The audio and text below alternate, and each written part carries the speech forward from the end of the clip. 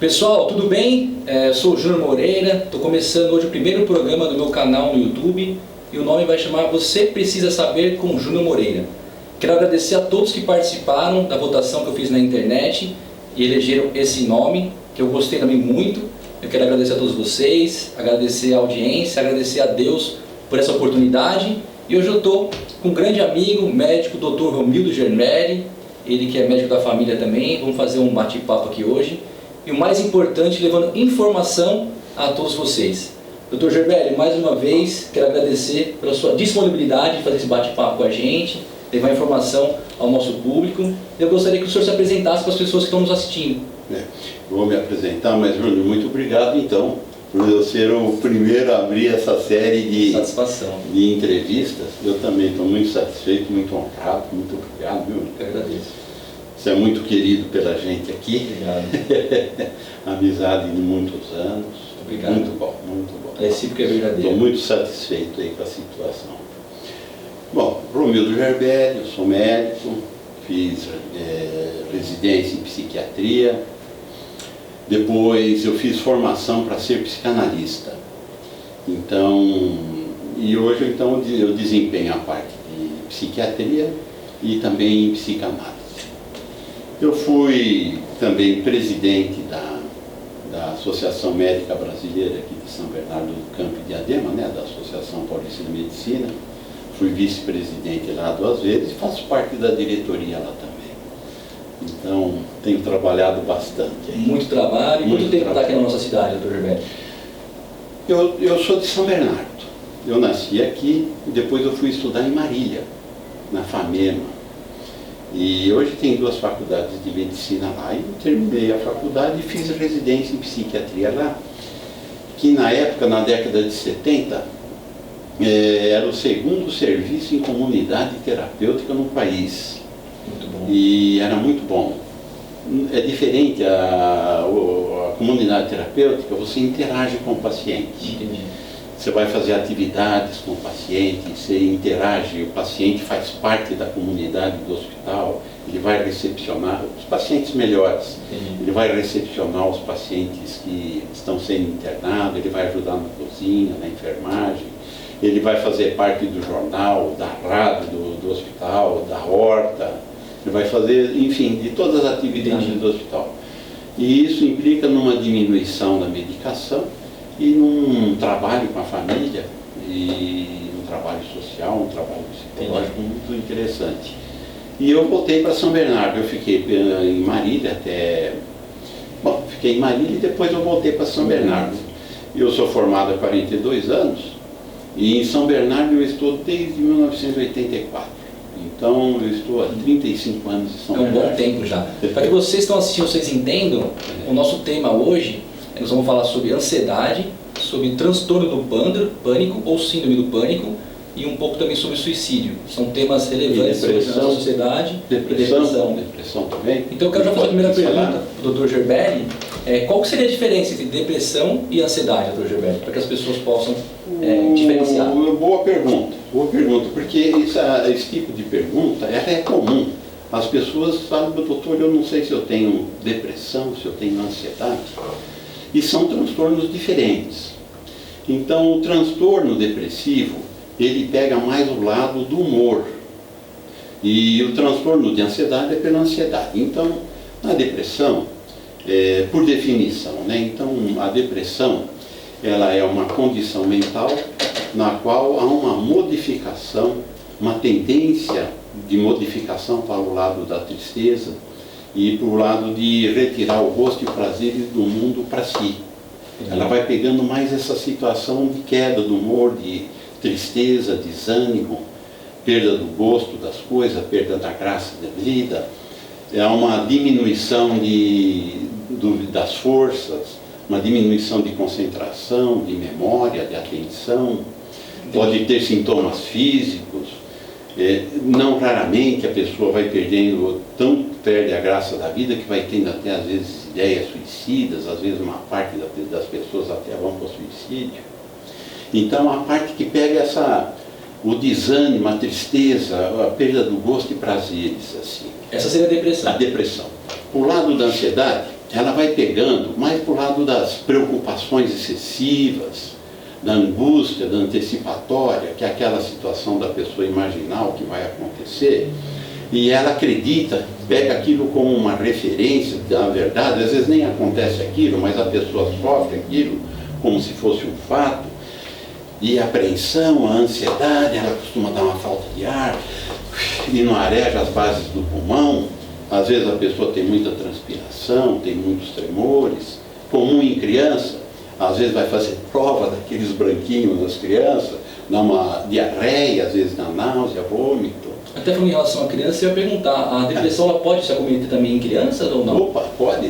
Ela menos do que outras fases da vida, assim como até o idoso também, em qualquer idade, qualquer fase da vida. Entendi. Hoje se admite até que dentro da vida intrauterina, em algumas situações especiais, por exemplo, a gestante, de repente o marido faleceu, teve um problema seríssimo, e ela entra numa depressão, a criança também fica batidinha, também fica diferente. Recebe a depressão da mãe. Também recebe a depressão da mãe, tanto pelo estado mental da mãe, aquela queda que a mãe tem, a depressão dá uma queda, sempre dá queda. E os hormônios também que atravessam a barreira placentária, a barreira placentária, e atinge o cérebro da criança, ela sente. Assim como a ansiedade também. Entendi. É diferente uma mãe que está bastante acelerada, agitada, ansiosa, de uma mãe mais tranquila para fazer um parto. Entendi. Aquela tensão, aquela adrenalina circulante também atravessa a barreira placentária e vai atingir o cérebro do... E o outro tema nosso em relação à síndrome do pânico, como é que seria, identificaria uma pessoa que ela tem o síndrome do pânico? Se envolve um pouco com a ansiedade também? Tem essa mistura ou não? O transtorno de ansiedade, ele é uma entidade. O transtorno de pânico é um outro tipo de problema. São problemas à parte. O transtorno do pânico, ele passou a ser descrito como um problema à parte a partir de 1980. Então seria assim, é mais ou menos como no passado as pneumonias eram uma só. Com o tempo veio a pneumonia por bactéria, por vírus, por micobactérias, foi tendo diferenciações. Sim. Assim também, o transtorno de pânico ele foi ficando diferente da situação de ansiedade, pelo menos no início. Então a ansiedade, o transtorno que as pessoas têm ali, como falamos agora há pouco, preocupações excessivas, angústia antecipatória, apreensão, insegurança, esses tipos de situações, já no transtorno de pânico, é aquela pessoa que nunca teve problema nenhum. É aquela pessoa que viveu normalmente até 20 anos, 30 anos, está tudo bem, tudo em ordem. E de repente a pessoa está na praia, ou está em casa, ou mesmo dormindo, em qualquer situação. A pessoa pode de repente sentir algum desconforto no corpo, por exemplo. Entendi. E daquele desconforto no corpo, uma dor, achar que, puxa, o que seria essa dor? Achar que vai morrer, por exemplo. Aí começa a achar que vai morrer, pô, será que a morte chegando? Entendi. E a pessoa entra num desespero, o coração começa a bater a mais, e ele começa a ver que a mão está transpirando, ele começa a entrar numa falta de ar, num desespero, e dali ele começa a achar que está batendo com as 10 mesmo. Essa é uma crise de pânico. Entendi. Essa crise de pânico, para ser o transtorno de pânico, tem que ser tipo 4 crises dessa num mês, por exemplo, para obedecer constante, o critério diagnóstico é esse aí. Ou a pessoa ter uma crise dessa, mas que faça um rombo na vida da pessoa, porque depois da crise, essa pessoa ela vai passar a ter uma encarnação, porque ela vai para o pronto-socorro. Ela vai para o pronto-socorro, vai ser atendida e ela sai de lá com uma medicação e ela começa a ficar insegura, será que me entenderam mesmo? Se não fizeram nem o exame direito, ou mesmo que fizeram o exame completo do coração, checaram o cérebro, tudo, a pessoa não acredita muito nos exames. E dali a pouco vem uma nova crise, por exemplo. A pessoa vai ficando muito desconfiada da saúde dela e dos médicos, não vai acreditando. Então, esse é um tipo de situação. No transtorno de ansiedade, no transtorno depressivo ou qualquer outro tipo de problema emocional, também pode vir uma crise de pânico no meio.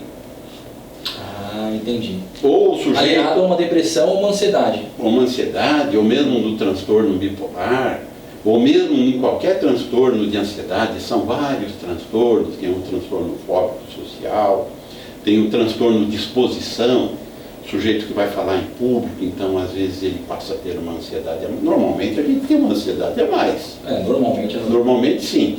Mas de repente você tem muita ansiedade. E às vezes você pode, de repente, ter medo de alguma coisa, de elevador, de avião, de água, de piscina, de mar. Aí a pessoa tem que evitar essas coisas então, né? Então, ela evita, mas de repente ela entra em contato e aí entra numa crise de desespero que também pode desencadear crise de pânico. Aí o que fazer? Aí só não é o transtorno de pânico, certo? Entendi. É uma crise de ansiedade com crise de pânico, é um transtorno depressivo com crise de pânico, é um transtorno afetivo bipolar mais crise de pânico. Entendi. E ela diagnosticada com uma dessas síndromes emocionais que a gente fala, né? Tá. Medicação é importante, e eu gostaria de saber em relação ao exercício. O senhor indica também o exercício físico para essas pessoas ou não? Eu creio que essa é uma dúvida também. Bruno, essa pergunta é muito importante, muito interessante, porque assim, diagnosticada a situação, essa crise ela precisa ser contida o quanto antes. E a medicação é que faz isso. E esses medicamentos, os antidepressivos que é o carro-chefe para esse tratamento. Também os calmantes, os tarjas pretas e algum outro medicamento que também tem a função de diminuir a atividade cerebral. Isso pode ser aliado a um tratamento psicoterápico. São várias linhas de psicoterapia. A pessoa pode fazer qualquer linha de psicoterapia com um bom psicoterapeuta que vai ajudar a acolher aquilo. A atividade física também é importante. Hoje em dia, inclusive estendendo essa boa pergunta para os outros transtornos, também a depressão. Conforme vem uma depressão, conforme vem um transtorno, uma fobia qualquer, conforme vem um outro problema de desconforto de modo geral, ou mesmo algum problema físico, de origem emocional, que seria os transtornos psicossomáticos, convém a pessoa fazer um tratamento, e isso que eu acho que é muito importante, a gente até se estender um minutinho nisso. Sim, com certeza. Porque assim, Júnior, o início dos problemas do lado emocional, seja ansiedade, pânico, depressão, seja qual for, é importante o quanto antes a pessoa vir para um tratamento e aquele problema ser contido, ser controlado, e depois da pessoa melhorada, ao invés da pessoa sumir dos consultórios, não interessa isso. Ela dá continuidade, então. Ela dar continuidade nesses tratamentos, pelo menos de 1 a 2 anos. Essa é a recomendação da cartilha do mundo. Importante vocês saberem sobre isso, então. Para não cronificar os problemas. Hoje em dia a gente vem tendo muitos problemas. A pessoa teve uma crise depressiva, ansiosa, pânico, fez algum tratamento, melhorou, abandona o tratamento. Aí depois vem uma segunda crise. Isso pode dar uma recaída, então. Então, pode ter uma recaída. Então, por exemplo, na depressão. Veja a seriedade da situação. A pessoa que pensa que conforme melhorou, porque assim, a depressão vem, com tratamento ou sem tratamento, ela passa. Só que sem tratamento, a chance de vir uma segunda depressão é metade dos casos. E costuma ser mais forte a outra depressão, então, no caso. Pode ser, pode não ser. Mas 50% dos que tiveram a primeira crise tem a segunda. Aí vem essa depressão, com tratamento ou sem tratamento, passa essa segunda crise também. Aí a chance de vir a terceira crise quase que é perto de 70%, 80% dos casos. Entendi. Da terceira crise, conforme e melhora também, porque são problemas recorrentes. Ele vem e passa, vem e passa. Depois da terceira crise, é certeza que vai ter a quarta, vai ter a quinta. E aí, então, a nossa chance é com o primeiro tratamento, com o segundo tratamento. Então, se a pessoa vem e se trata, se trata, melhorou, controlou aquela crise de ansiedade, o pânico, controlou aquela depressão, Júlio. Trata durante 1, 2 anos, se quiser usar a medicação por mais tempo, associado sempre à psicoterapia de preferência, mas às vezes dá certo, às vezes não dá, mas sempre com atividades físicas. É isso que eu perguntei. Sempre com atividades físicas. Ela pode tomar uma medicação então e fazer o exercício. Ela deve fazer isso. Deve fazer pelo menos 150 minutos na semana. 5 vezes de 30 minutos ou 3 vezes de 50 minutos cada. Mas não qualquer exercício também, né? Qualquer exercício. Mas não precisa ser radical, por exemplo, não precisa ser radical. Qualquer exercício, andança, por exemplo, andar. Caminhada, corrida, natação, musculação. Tá. Não precisa ser musculação, como muita gente pensa. Não. A pessoa pode ficar correndo dentro de casa meia hora. Eu tenho uma paciente que todos os dias ela anda dentro do apartamento dela. E está surtindo efeito, ela está melhorando. Sim, ela anda como se estivesse andando na rua. Isso é muito bom. Dá uns piquinhos dentro do apartamento como se estivesse na rua. Que diferença faz? Ou pega a bicicleta e pedala em frente da televisão, a hora que está assistindo. Doutor Gerbelli, se as pessoas tivessem sintomas que a gente estava comentando agora, dessas síndromes, deve procurar um psiquiatra ou um psicólogo? Porque eu acho que essa é uma dúvida para as pessoas que estão em casa. Boa. Porque tem uma boa diferença entre psicólogo e entre psiquiatra. Às vezes a pessoa se sente mal, ela procura um médico e realmente não é competente para aquele sintoma que ela está sentindo, não é verdade? Porque assim, a psicoterapia ele pode fazer com o médico ou com o psicólogo. Com um profissional que tem aquela habilidade, que tem aquela preparação para isso. Mas a medicação é só o médico que pode dar. Tem que ser um psiquiatra, de preferência. Muita gente, devido a muitas situações, às vezes até receio de estigma, um desajeitamento, a pessoa busca clínicos gerais. Mas, e muitos clínicos sabem que tem que tratar durante pelo menos 1 a 2 anos, sabe que esses remédios, eles vão demorar para agir. Então, antidepressivos, eles demoram de 15 a 30 dias para agir. Entendi. Tem alguns mais recentes que demoram de 10 a 20 dias, ele não age de hoje para amanhã. E, normalmente, se começa com uma dose pequena e vai se aumentando aquela dose, conforme você vai tateando. Cada pessoa tem um metabolismo. Que é muito interessante depois a gente voltar para esse assunto. Tem pessoas que metabolizam a droga num ritmo normal. Tem outras que metabolizam de uma forma muito lenta. Aquele remédio pouca dose faz efeito. Tem uns que metabolizam muito rápido e precisa a dose muito alta do remédio porque ele vai todo embora. Depende do organismo da pessoa, então. Cada pessoa uma. Do metabolizador lento, um metabolizador rápido, dá diferença de 10 vezes a dosagem. E 10 vezes a dosagem. 10 vezes a dosagem. Vamos pegar, por exemplo, qualquer medicamento, a venlafaxina, que vai aí de até 225 miligramas. Imagina se uma pessoa melhora com 40 miligramas, 50 miligramas, o outro precisa 500 miligramas. Ultrapassa até o limite que a gente pode prescrever sem incorrer a um risco de um processo erro médico. Por isso é tão importante procurar um médico, né, doutor Gerbelli, então? Porque é uma bateção de cabeça, às vezes. E, além disso, às vezes precisa do tarja preta para poder controlar aquela ansiedade, a pessoa dormir, precisa dormir. Isso é importante também, né? Precisa dormir. Para ter um descanso à noite, né? Para ter um descanso. E às vezes esse tarja preta vai fazer parte até a pessoa, o antidepressivo, poder fazer o efeito, aí descarta o E nunca tarja bebida preta. alcoólica junto, né? Um tarja preta, né? Essas duas coisas que temos que falar. Do sono, que surgiu aqui na nossa conversa, e da bebida. Sim. Então, a bebida, ela é um problema para o cérebro de todos os transtornos emocionais. Todos. Aí você vai tratar um indivíduo que está bebendo, se ele beber um pouco a mais, o remédio não vai conseguir trazer o indivíduo para aquela melhora. E tem que parar pelo menos até a pessoa se recuperar. Depois ele vê o que vai fazer com a bebida. Normalmente não há um problema da bebida com o remédio. Não vira um veneno.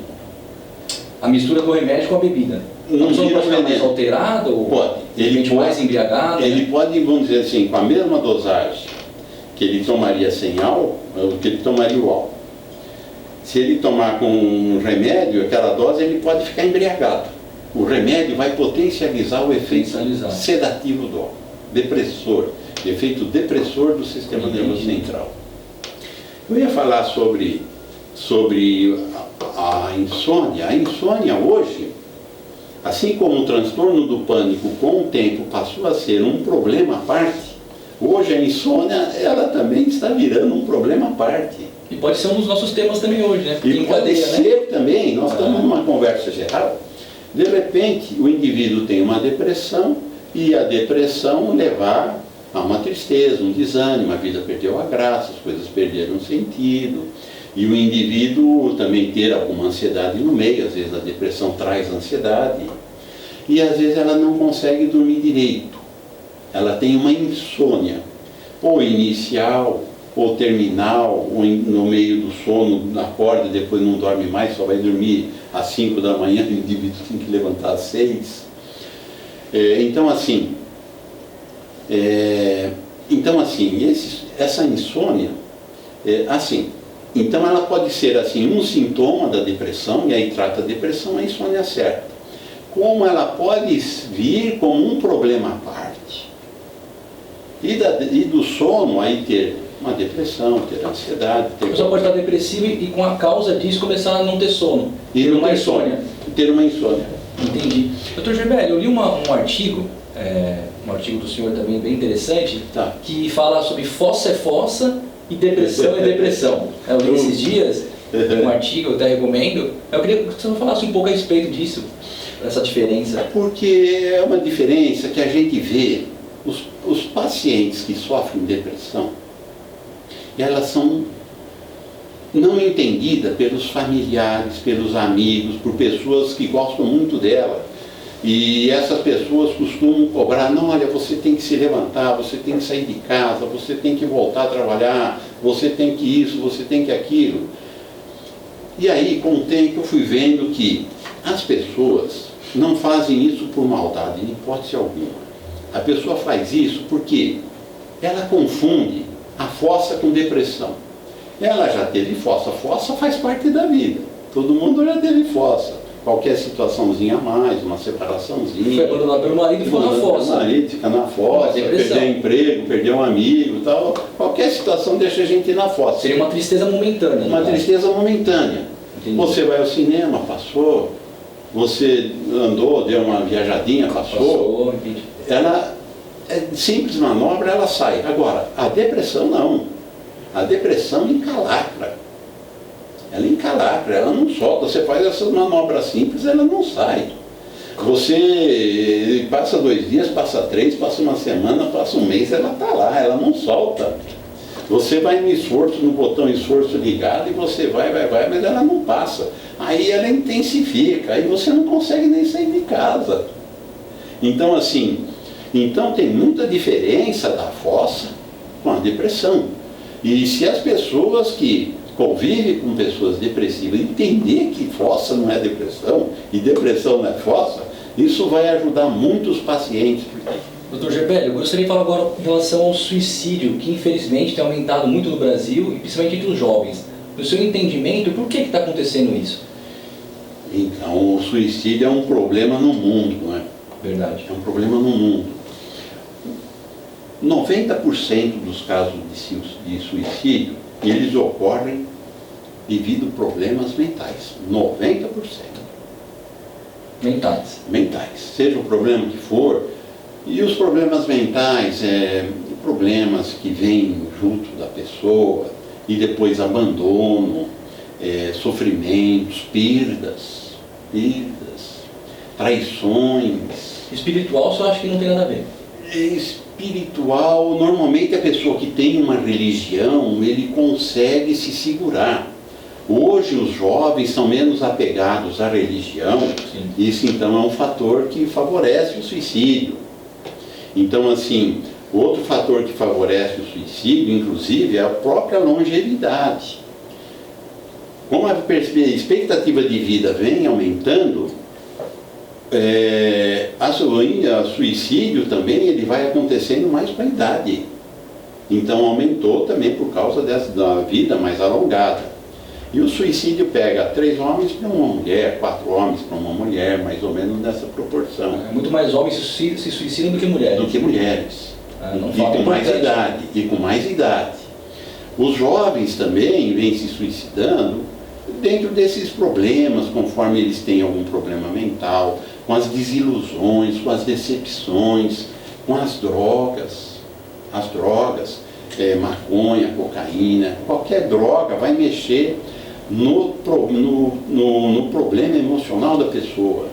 Por exemplo, hoje que vive tendo essas campanhas de liberação de drogas e tal, então nos países, países sérios, onde houve liberação, Estados Unidos, em alguns estados lá, então existem os estudos, se você pega a população normal, comparando com a população que faz um uso recreativo da maconha, por exemplo, 52 vezes no ano, uma vez por semana, dobra a incidência de transtornos mentais. Olha só. Então o senhor é totalmente contra então, a legalização, a liberação? Não, isso a psiquiatria do mundo é contra. A ciência. Eu também sou contra. A ciência não é a favor disso. Porque a ciência vai ser a favor da saúde, das coisas a favor da vida, não das coisas contra a vida. Sim. Né? O álcool também, a bebida alcoólica, também é outro problema que também pode favorecer o suicídio. Então a pessoa buscar uma religião, então, independente de qual religião, é muito importante também. Para quem está nos assistindo, né? O apego com Deus. Agora, o inverso, a pessoa não tem um apego certo com Deus, fragilidades com os pais, de apego, de relacionamentos com amigos, pessoas mais complicadinhas, pessoas que vêm falando, puta, a vida não está legal, a vida está uma porcaria. Para que continuar vivendo? Você está fazendo essa indagação? Para que continuar vivendo, sabe? Para que continuar vivendo, João? Vale a pena esse mundo? E a vida é tão boa, né, doutor Gilberto? A vida é tão boa, mas a pessoa... eu andei estudando suicídio, tem alguns tipos aí que são eficazes, sabe? Esse país aqui é puxa, que país difícil para a gente viver. Nossa, como eu estou desacorçado, estou desapontado, estou muito desiludido. Entendi. Então você tem que avaliar. A pessoa normalmente sempre dá uma dica e quem se matou sempre deixou uma dica. Normalmente é assim. Então a gente tem que considerar aquela pessoa que está falando que vai morrer, que quer se matar, tem que levar em conta isso. Entendi. Para a gente terminar, o programa está sendo muito bom. Eu tenho uma última pergunta que ela é uma novidade, né? A gente conversava um pouco antes de começar o programa e é importante as pessoas que estão nos assistindo saberem sobre esse relato aqui do Dr. Gerbelli. Ultimamente tem saído na mídia algumas novidades sobre psiquiatria, exames genéticos, sobre o uso de medicamentos para problemas emocionais e outros sobre o metilfolato. O que o senhor poderia explicar sobre isso, sobre essas novidades na psiquiatria, Dr. Gerbelli? Então, a psiquiatria, eu acho que ela vai conseguir aí uma evolução importante como as outras áreas da medicina, com esses exames genéticos. O exame genético hoje, ele vê se o medicamento, se aquele determinado medicamento vai ser absorvido ou não. A genética põe um porteiro ali no intestino. Se esse medicamento que está dentro do vaso sanguíneo, se ele vai para o cérebro ou não. Tem aí um porteiro. Genética que determina. E isso aparece na genética, no exame genético. Dependendo do medicamento, tem que passar por isso. Caiu no cérebro, o medicamento ele tem que ir para o local de ação. São transportadores que vai levá-lo até lá. E porque o medicamento não nada. Então, esses transportadores podem ter assim, uma atividade normal, ser pouco funcionante ou ser muito funcionante. Dá diferença. Esse medicamento vai ter que agir no receptor para poder fazer efeito. Precisa ver se tem afinação. Isso aparece na genética. Às vezes é igual chave de fechadura, entra macio, roda macio, tambor. Tem algumas que você tem que estar ajeitando a chave para rodar. Tem um exame específico para descobrir isso, então? Tem exame específico. Aí depois o medicamento vai lidar com a célula. ela tem um jeito que vai destruir esse medicamento. E esse jeito pode ser, são sistema de metabolização, vários, às vezes, dependendo do medicamento, às vezes a metabolização é lenta, às vezes a metabolização é normal, às vezes é muito rápida.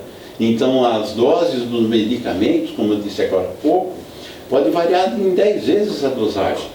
Tem gente que melhora com a venlafaxina, por exemplo, com 37 miligramas e meio. Tem uns que precisam de 300, 400 miligramas. Olha a diferença de miligramas. Isso, mas se você for para bebida alcoólica, dá para entender também. Tem pessoas que tomam uma dose e fica grogue, tem outras que tomam um litro e sai fulano. Depende do organismo de cada um. Depende do organismo também na psiquiatria. Entendi. Às vezes a gente vê familiares, nossa doutor, está usando muitos remédios, então a pessoa tem algum organismo que às vezes metaboliza muito, você precisa dar a dose mais alta. E existe dentro desse exame genético amplo, que por sinal está entrando no Brasil, né, isso daí de uma forma melhor, agora mais aprofundado, esses estudos, está sendo mais divulgado. Dentro desses exames todos, existe um que é o tal do metileno tetrahidrofolato redutase. Seria metilfolato, feio. Um resumo. É o MTHFR, é uma enzima que a genética determina se ela vai ter alteração ou não. Uma beleza, Júnior. Se a pessoa tem uma alteração nessa enzima genética, essa alteração ela pode deixar essa enzima. Enzima é como? A amilase vai pegar o pão e transformar em glicose. A enzima ela é uma machadinha, vai quebrar um produto em outro. Então esse MTHFR, ele transforma o folato em metilfolato. O metilfolato vai transformar outra substância em outra, essa outra em outra, e outra, e outra. Que acaba dando serotonina, noradrenalina, dopamina. Que são os mediadores químicos da depressão, da ansiedade, do pânico, do bipolar, enfim, dos transtornos mentais. Esse exame não tem no SUS ainda? Esse exame não tem no SUS. Só particular? Só particular. Ele também não fica tão caro, mas essa substância, se ela tiver numa alteração que vai de menos 30% a menos 70% da capacidade dela, ela vai estar funcionando de 30% a 70%. Ela vai produzir menos metilfolato, que por sua vez vai dar menos produção de serotonina, noradrenalina, dopamina. Que interessante. Ela tem outras funções também. Ela inibe uma outra substância, uma tal de COMT, que é a que destrói serotonina, noradrenalina fora da célula. Então, assim, hoje a gente tem como fazer esse exame, não fica tão caro, coisa de 300, 500, 600 reais, dependendo do laboratório, dependendo do centro de genoma que vai fazer esse estudo. E vem esse exame. Aí você prescreve o metilfolato, além dos medicamentos. Aqueles casos de depressão crônica, aquelas depressões que a pessoa não consegue melhorar e vem se arrastando. Hoje, nos Estados Unidos, eles fazem esses exames, né? E prescrevem o metilfolato. E uma parte das pessoas tem uma melhora importante. Que interessante. Tivemos uma aula aqui hoje, então, do Dr. Gerberi, de psiquiatria, tanto no transtorno do pânico, quanto na depressão, quanto no suicídio. São doenças que a gente não gostaria de estar falando sobre elas, mas que elas estão aí hoje, infelizmente. Dr. Gerberi, eu gostaria que o senhor desse suas considerações finais para todos que estão nos assistindo, passar o seu endereço, rede social, telefone, para quem quiser fazer uma consulta, marcar uma consulta. Eu sei que é particular, mas o senhor pode falar para o nosso público, deixar o seu endereço. O Romildo Gerberi, procurando na internet, já me acha. Vê lá a minha página e temos lá alguns temas escritos. Devo escrever mais, não vinha me importando muito com isso, mas eu vou ter que começar a me importar bastante com isso. Eu agradeço muito a oportunidade e eu estou com você, viu, Júnior? Obrigado, Dr. Gerberi. Obrigado mesmo. Foi realmente uma aula desse médico competente, amigo, de família. Eu quis fazer o primeiro programa com ele, até em relação a uma homenagem a ele também, por tantas pessoas que ele tem atendido, não só no mundo particular, quanto também no lado social. Que esse homem tem um coração muito grande e ele ajuda muitas pessoas, só que ele não divulga. E a gente quer usar o programa para poder homenageá-lo e também agradecer a todos vocês que nos assistiram, espero que vocês tenham gostado. Nosso programa, que nem eu disse no começo, Você Precisa Saber com Júnior Moreira, você consegue entrar no nosso canal no YouTube, Júnior Moreira. Vamos fazer o programa 2 por mês por enquanto, e com a audiência de vocês aumentando, a gente vai cada vez mais buscar novas informações, sempre fazendo com muito amor, com muito carinho, com muita dedicação. E o nosso interesse realmente nesses programas é que vocês possam ter informações com os profissionais que nós vamos estar conversando. Então eu quero agradecer a Deus pela oportunidade mais uma vez de fazer esse programa, agradecer 2 amigos meus que estão aqui voluntariamente, se dedicando a esse trabalho junto com a gente, tanto o Minduca quanto o Cleberson, muito obrigado. Nosso programa é um programa caseiro, mas é feito de bom coração, de bom agrado, que é para que vocês possam estar sempre assistindo e divulgando. As nossas redes sociais é Júnior Moreira, o Instagram é juniormoreira.sbc e o programa Você Precisa Saber com Júnior Moreira. Logo, logo estaremos juntos de novo. Obrigado, Dr. Gilberto, mais uma vez. Obrigado a todos vocês. Um grande abraço. Fiquem com Deus.